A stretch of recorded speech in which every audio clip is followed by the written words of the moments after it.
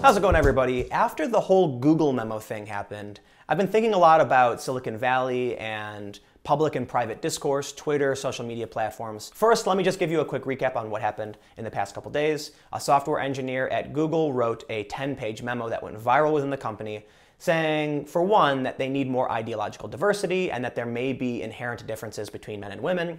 Caused a big uproar, and there was the VP of diversity came out and said, we do not agree with this statement. It basically went viral outside of Google as well.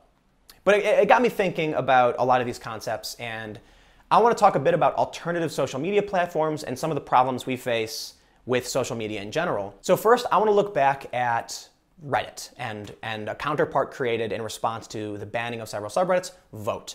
There was a subreddit called Fat People Hate, and this is where people would go and post pictures of fat people and make fun of them. Well, Reddit decided they didn't want that on their platform, and they banned this subreddit. This resulted in a lot of these people going to different subreddits and spreading these comments and their frustration all over. It didn't actually silence these people.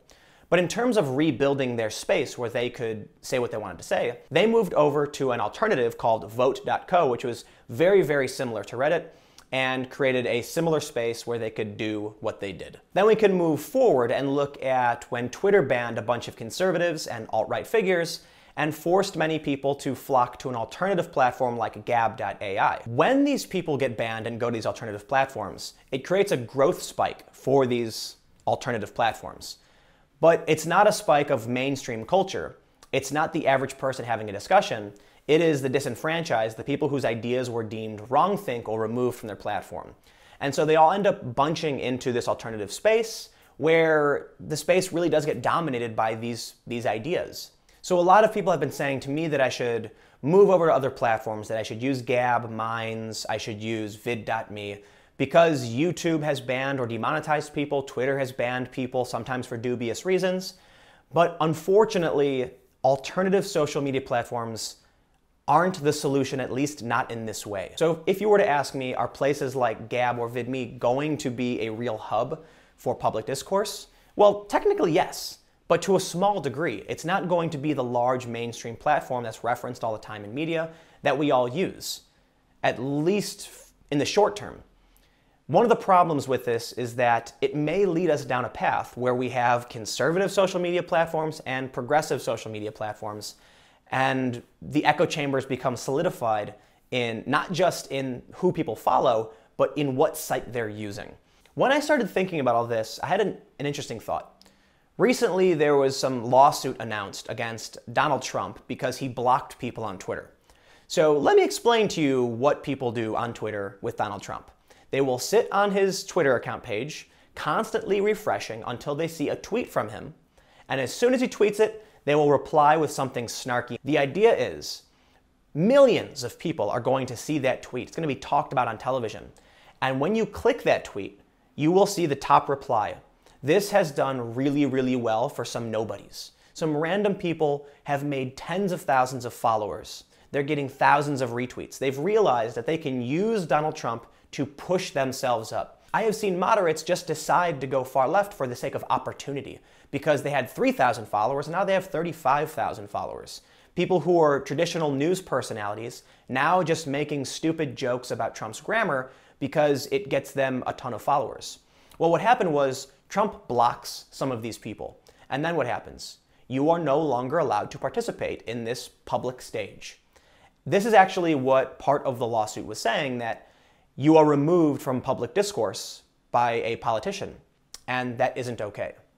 But then it got me thinking, well, if Twitter is a publicly traded company, and it is where our public and political discourse is taking place, do they have the right to remove someone simply for saying things that Twitter doesn't like? The problem then becomes, if Facebook and Twitter say these ideas are not okay and remove them because it's their platform and it's their terms of service, well, certain politicians and certain ideas will never come to be again. And I know a lot of people on the left have constantly cheered about, taking down hate speech and banning people. But I don't think, the people who are in favor of that realize that, imagine if the 1950s establishment was controlling the narrative. What would that say for civil rights and for gay rights? These ideas would not be allowed on the platform because they're offensive. and they're not advertiser friendly. So we're facing an interesting problem. You know, back in the day, people would have political discourse leaving church or something like that, or they'd go to the town center or to the watering hole or whatever, and conversations would take place.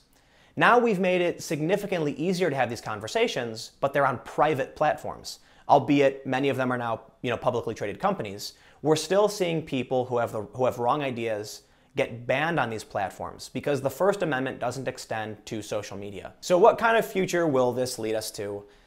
Well, people like Mark Zuckerberg and Jack Dorsey have the power, whether they admit it or not, they certainly do have the power to stifle political ideas. And if there is a political idea that is controversial today, but tomorrow would be accepted, they can stop that change from happening. And there are a lot of people on the left who cheer when conservatives get taken down. But, look at an example like Patreon. Lauren Southern gets taken down, and many people on the far left cheer and say, great, after, lobbying, we were able to get Lauren Southern removed from Patreon. But then what happens when Patreon says, hey, you know what, It's Going Down also needs to get removed for basically the same reason? Well, then they cry foul. And right now you have both sides screaming at Patreon for taking people down. Perhaps the solution is social media platforms need to allow people to communicate and say whatever they want so long as they don't actually break the law. This is a very difficult problem to tackle, but the basic ideas that I wanted to convey are that, look, our political discourse is happening on these social media platforms that can arbitrarily block people, that can say, you know what, I don't like your politics, you're gone. And these people then go to alternative media sites, and then it just creates division. It's not making these ideas go away. It's making the ideas go somewhere else and insulate themselves. It's making the bubbles harder to penetrate. We need a mainstream, decentralized, nonpartisan solution. And I'm not here to advocate any of these platforms. I don't know which one will work. But what I can say is, it doesn't matter if we have the best platform. It doesn't matter if we have dedication from a team that says free speech will always be allowed. At the end of the day, the only thing that matters is, will people use it? And unfortunately, that means Twitter and Facebook and some of these other platforms are going to dominate the space.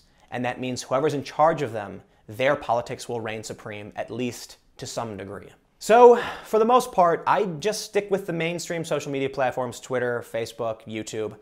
But out of all of the alternative sites that I actually am interested in, I use Minds.com because I've met with one of the co-founders and I've seen many of my far, far left, pro-Venezuela people using the platform. And I think Minds is the most interesting of any alternative platform that I've seen, simply because it's got a little bit of everybody. It's kind of got this weird alternative. You've got like anarcho-capitalists and actual anarchists. You've got far left and far right, conspiracy theorists.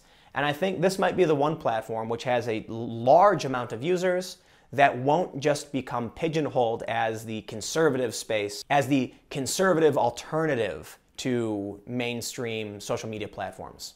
But ultimately, I don't know. I'm going to keep using it. I'm going to use Twitter. I'm going to use Facebook. And hopefully the world doesn't end. I think humans will get by. But I also thought it was important to bring up these ideas because, look, if we don't talk about where our public discourse takes place and we let private interests control that, we're in a lot of trouble. But let me know what you think. Comment below. Click the like button if you liked the video. We will keep the discussion going in the comment section. You can follow me on Twitter and Instagram at Timcast.